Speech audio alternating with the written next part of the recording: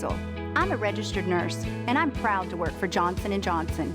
If you have a wound, you want nothing but a speedy and healthy recovery. This requires patience and the right care.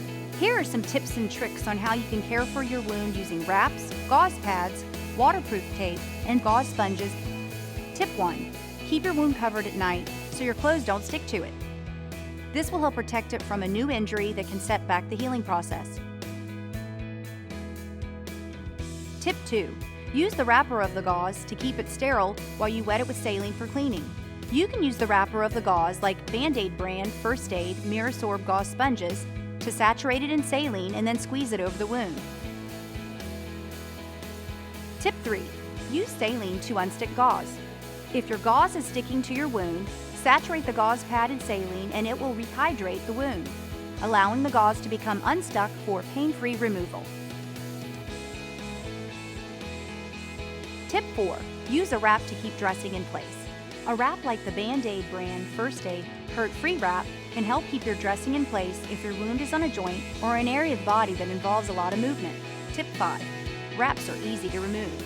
If you have sensitive skin or just had surgery, wraps are gentle and have no adhesive, so you can easily remove them. Tip 6. Removing a hydrocolloid bandage.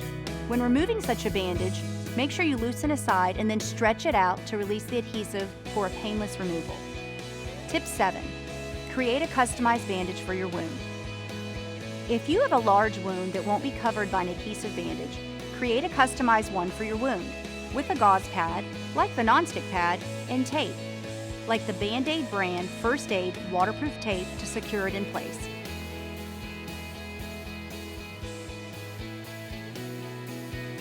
Apart from physical care for your wound, it's also important to keep the following information in mind. Whether or not you develop a large invisible scar depends on many factors, like your weight, if you have a chronic illness, your skin tone, nutrition, if you smoke or drink, your age and your stress level. So it's important to get plenty of rest, reduce your stress, and eat properly. For additional information, please contact your healthcare professional.